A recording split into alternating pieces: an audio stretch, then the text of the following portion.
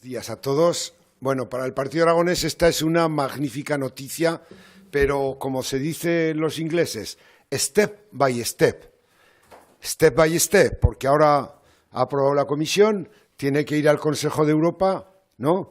Y ahí esperemos, hombre, normalmente no tumban muchos proyectos en el Consejo de Europa, pero desde luego para el Partido Aragonés, de verdad, es una magnífica noticia, clarísimo. Ahora bien, como quiera que el mecanismo Conectar Europa o ese nuevo proyecto habrá que redactarlo, si es doble vía electrificada, habrá que preparar la financiación, habrá que hacer expropiaciones, proyectos ambientales, no va a ser una cosa de un año.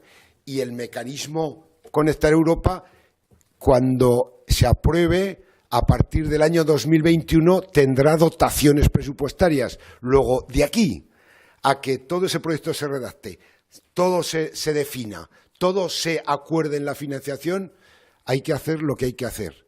Hay un presupuesto en la vía tradicional de Teruel. Ayer publicaban ustedes noticias fundamentales en el sentido de que hay que seguir quitando curvas, hay que seguir porque no podemos esperar hasta que se empiecen las obras y lo que duren las obras, porque si es doble vía electrificada, etcétera, etcétera, no se va a terminar en 1, en 2 o en 3 años. Luego no podemos perder el ritmo de las inversiones que están plurianualizadas en los presupuestos generales del Estado, y yo hago referencia a que incluso la enmienda que pusimos este año en los presupuestos de 6 millones de euros del PAR, porque entendemos que ese plazo, esos 330 millones de euros, no podemos esperar hasta que se esté operativa la otra vía. No sé si me explico claramente, porque si nos esperamos hasta el 2027 o al 2026 que se termina todo el proyecto, porque ahí no se van a poder abrir un tramo como una autovía otro tramo, sino que seguramente